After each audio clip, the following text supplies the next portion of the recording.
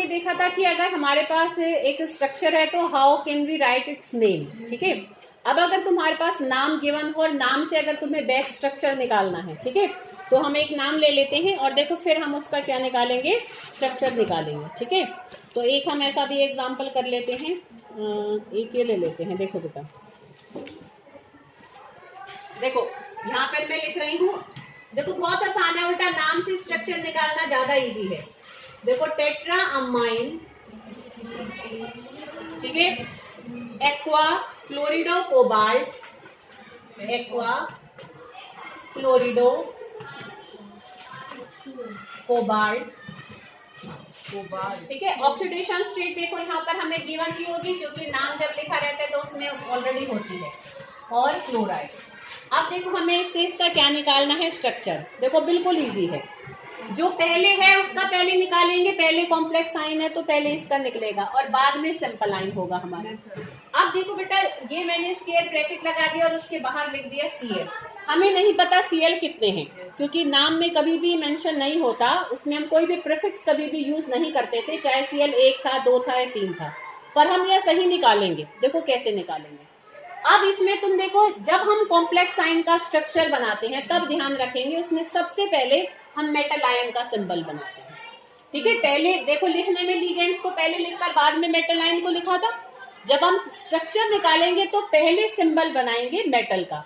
Metal कौन सा है बेटा हमारा, कोबाल्ट, तो हम पहले लिख देंगे CO। सिंबल में ध्यान रखना है बेटा, कोई भी कभी भी किसी भी एलिमेंट का सिंबल होता है तो सेकंड लेटर हमेशा कैसा होता है, स्मॉल, तो CO ऐसे करके लिखना है, ठीक है बेटा। कोबाल्ट लिख दिया। अब अल्फाबेटिकल ऑर्डर में ही हम क्या करेंगे, इनके जो लिगेंड्स हैं उनके स्ट्रक्चर्स को बनाएंगे। और अल्फाबेटिकल ऑर्डर तुम नाम से ही निकाल सकते हो, मतलब जैसे हैं ऐसे ही लिख दोगे। कई बार ये अल्फाबेटिकल ऑर्डर में नहीं लिखे मिलते हैं नाम में, तो तुम यहाँ पर जब फॉर्मूला यहाँ पर लिखोगे ना बेटा, तो कोशिश करना अल्फाबेटिकल ऑर्डर को ही फॉलो करो, ठीक है बेटा। क्योंकि ये रूल काफी बाद में आया था कि स्ट्रक्चर में भी हमें अल्फाबेटिकल ऑर्डर फॉलो करना है, पहले ये रूल नहीं था पर अब है। तो अब अमीन को पहले लिखेंगे, एक्वा को पहले लिखेंगे, अमीन। तो NH3 कितने हैं हमारे बेटा, कितने हैं, टेट्रा, तो 4। फिर उसके बाद एक्वा लिखेंगे, एक्वा कितना है, अकेला है, पर जो पॉली एटॉमिक हमारा कोई लिगेंड होगा, समझ रहे बेटा। अगर कोई लिगेंड कैसा होता है, पॉली एटॉमिक, मतलब एक से ज्यादा एटम है, जैसे अमोनिया में है N और नाइट्रोजन हाइड्रोजन, इसमें भी है 2 हाइड्रोजन 1 ऑक्सीजन, तो वो अगर एक से ज्यादा नहीं भी है तो भी you should enclose it in bracket. तो उसकी फॉर्मूले को में क्या लगाओगे, ब्रैकेट। अगर वो एक एटम का है जैसे कि क्लोरिडो है तो वो बेशक Cl2 हो, Cl3 हो, पर ब्रैकेट में इनक्लोज करने की जरूरत नहीं है। अगर कोई लिगेंड मोनो एटॉमिक है, एक एटम का है, तो ब्रैकेट लगाने की जरूरत नहीं है। अगर एक से ज्यादा एटम का है तो हम ब्रैकेट में इनक्लोज करके उसका स्ट्रक्चर बनाएंगे। अब उसके बाद क्या है, क्लोरिडो, तो मैं इसके लिए ब्रैकेट नहीं लगाऊंगी, अभी ये कंप्लीट नहीं है क्योंकि अभी हमें Cl नहीं पता कितने हैं। Cl कैसे निकालेंगे, देखो बेटा इस चीज को समझेंगे। Cl यहाँ पर कितने लगाएं, वंदना आया है बेटा नेमिंग समझ में आज कुछ? अब जाकर बेटा पहली वीडियोस को भी देखना और रूल्स को भी पढ़ना, ठीक है, जरूर, वरना करना है सारा काम, 3 दिन है तुम्हारे पास। तो देखो बेटा, अब ये हमारे पास एक स्ट्रक्चर है, अब हम इसके ना ऊपर x की वैल्यू निकालेंगे। पहले Cl कितने डालने हैं उसके लिए हम इस पूरे का चार्ज निकालेंगे।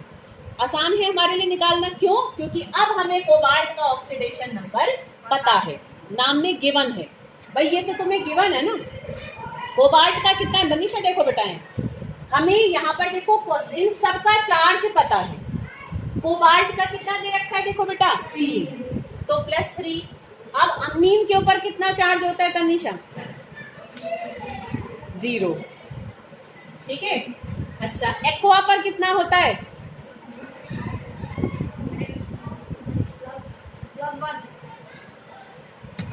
एक्वा पर कितना होता है, एक्वो नहीं है, एक्वा, ठीक है, कितना होगा 0।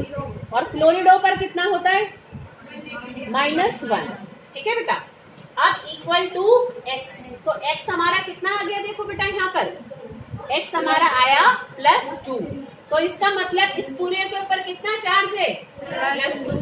तो फिर क्लोराइड हम कितने डालेंगे, 2, ताकि वो चार्ज हमारा न्यूट्रलाइज हो जाए। समझ में आ रही बेटा बात? तो ये इसका क्या निकल कर आएगा, फॉर्मूला। समझ में आई बेटा बात? तो इस तरीके से हम नाम से स्ट्रक्चर निकालना हमारे लिए और ज्यादा इजी है। बस लिगेंड्स का एक मिनट सुनो बेटा सारे, तो इसमें कोई खास हमारी बात नहीं है। नाम से स्ट्रक्चर निकालने में बस छोटी छोटी बातों का ध्यान रखना है कि जो पहले है पहले उसको लिख दो, सुनो बेटा सब ध्यान से, जो बाद में उसको बाद में लिख दो, जो सिंपल आयन है उसकी स्ट्रक्चर को लिख दो। पहले हमें क्या करना है, मेटल आयन का सिंबल लिखना है, फिर सारे लिगेंड्स को लिखना है, अल्फाबेटिकल ऑर्डर में लिखना है। अल्फाबेटिकल ऑर्डर उनके नाम से निकालेंगे। अगर कोई एक से ज्यादा है और अगर पॉलीएटॉमिक अगर कोई हमारा लिगेंड है तो ब्रैकेट में इनक्लोज करेंगे।